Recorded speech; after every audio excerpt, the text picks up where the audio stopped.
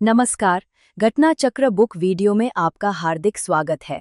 आइए प्रारंभ करें इस यात्रा को, जहां हर विषय वस्तु को हम सरल, स्पष्ट और परीक्षा उपयोगी ढंग से प्रस्तुत करेंगे। नमस्कार। किसी भी देश की असली ताकत सिर्फ उसकी सेना में नहीं, बल्कि उसकी टेक्नोलॉजी में भी छिपी होती है। आज हम भारत के उसी सफर को करीब से जानेंगे, जिसने उसे मिसाइल टेक्नोलॉजी के लिए दूसरों पर निर्भर रहने से आज़ाद कर आत्मनिर्भर बना दिया। ये कहानी है एक बड़े फैसले की, एक मजबूत इरादे की, जिसने भारत की रक्षा की तस्वीर ही बदल कर रख दी। तो इस पूरी कहानी को समझने के लिए हम सबसे पहले देखेंगे कि इस प्रोग्राम की शुरुआत कैसे हुई, इसकी नींव कैसे रखी गई। फिर हम जमीन और आसमान में भारत की बढ़ती ताकत को परखेंगे, टैंकों का शिकार करने वाले अचूक हथियारों से मिलेंगे, भारत और एक और देश के बीच एक अनोखे सहयोग की कहानी जानेंगे, और आखिर में ये समझेंगे कि इस पूरे जखीरे की विरासत क्या है। कहते हैं ना कि हर बड़ी यात्रा एक ही कदम से शुरू होती है। भारत के लिए वो कदम था रक्षा के क्षेत्र में खुद पर निर्भर होने का फैसला। और बस यहीं से एक बहुत बड़े रणनीतिक प्रोग्राम का जन्म हुआ। देखिए, रक्षा अनुसंधान और विकास संगठन यानी डीआरडीओ, वो तो 1958 में ही बन गया था। लेकिन जो असली मोड़ आया, जो टर्निंग पॉइंट था, वो था साल 1983। इसी साल integrated guided missile development programme या IGMDP को लॉन्च किया गया। इसने भारत में मिसाइल बनाने की जो अलग अलग कोशिशें चल रही थीं, उन सबको एक साथ लाकर एक बड़े और फोकस्ड मिशन में बदल दिया। और ये कोई छोटा मोटा प्रोग्राम नहीं था। इसकी नींव सीधे उस वक्त की प्रधानमंत्री इंदिरा गांधी ने रखी थी। ये बात अपने आप में दिखाती है कि ये सिर्फ एक मिलिट्री प्रोजेक्ट नहीं था, बल्कि देश के सबसे ऊंचे लेवल पर लिया गया एक राष्ट्रीय संकल्प था। और इसकी कमान थी डीआरडीओ के हाथ में। चलिए अब इस शस्त्रागार के पहले और सबसे अहम हिस्से की तरफ बढ़ते हैं। वो मिसाइलें जो जमीन से जमीन पर मौजूद लक्ष्यों को भेदने के लिए बनाई गई हैं। इस दिशा में जो पहला बड़ा कदम था, वो था पृथ्वी मिसाइल फैमिली। ये भारत की पहली स्वदेशी बैलिस्टिक मिसाइलों में से एक थी। और इसकी सबसे खास बात जानते हैं क्या थी? इसे तीनों सेनाओं की जरूरतों के हिसाब से बनाया गया था। आर्मी के लिए पृथ्वी 1, एयरफोर्स के लिए पृथ्वी 2 और नेवी के लिए पृथ्वी 3, जिसे धनुष के नाम से भी जाना जाता था। लेकिन जो असली रणनीतिक छलांग थी, वो अग्नि मिसाइल सीरीज के साथ आई। जरा इस टेबल पर नजर डालिए, कैसे रेंज लगातार बढ़ती गई। अग्नि 1 की 700 किलोमीटर की रेंज से शुरू होकर अग्नि 6 की 8 से 10,000 किलोमीटर तक की जबरदस्त पहुंच तक। ये सिर्फ नंबर नहीं है, ये भारत की बढ़ती ताकत और पहुंच की सीधी सीधी तस्वीर है। जमीन पर दबदबा कायम करने के बाद अब बात करते हैं आसमान की हिफाजत की, क्योंकि किसी भी देश के लिए हवाई हमलों से खुद को बचाना उतना ही जरूरी है जितना जमीनी लड़ाई जीतना। इस मैदान में भारत का तुरुप का इक्का है आकाश मिसाइल।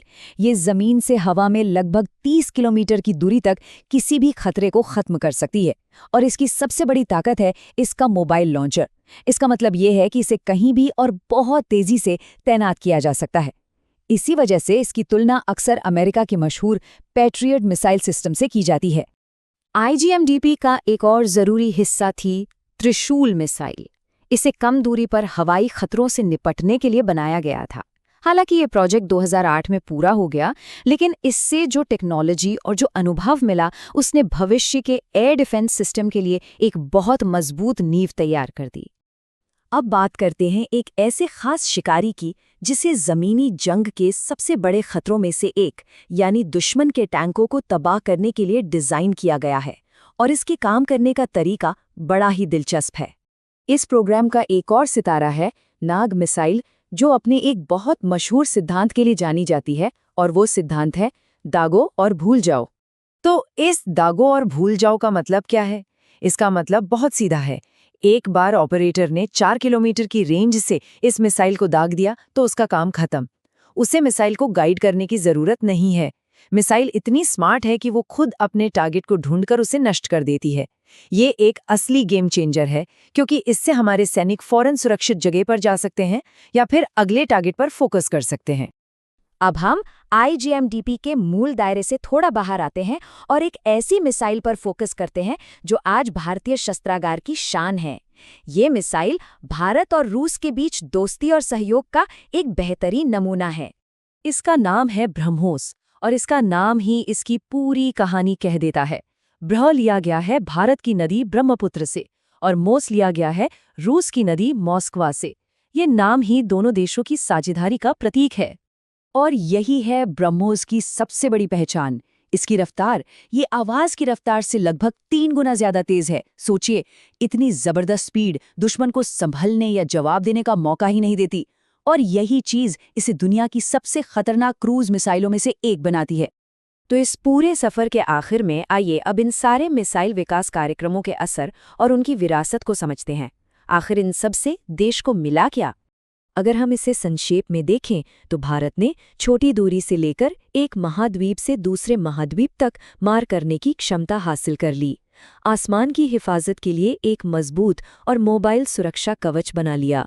दागो और भूल जाओ जैसी एडवांस टेक्नोलॉजी में महारत हासिल की और एक world class supersonic cruise missile बनाने के लिए एक कामयाब पार्टनरशिप भी की। तो जो सफ़र 1983 में एक सपने की तरह शुरू हुआ था, वो आज एक ताकतवर हकीकत बन चुका है। ये यात्रा सिर्फ मिसाइलें बनाने की नहीं थी, ये यात्रा ये साबित करने की थी कि भारत अपनी सुरक्षा के लिए अपनी तकनीक खुद बना सकता है। अब सवाल ये उठता है कि भविष्य में जहां हाइपरसोनिक और एआई से चलने वाले हथियारों का जोर होगा, वहां आत्मनिर्भरता का ये सबक भारत को कहां तक लेकर जाएगा।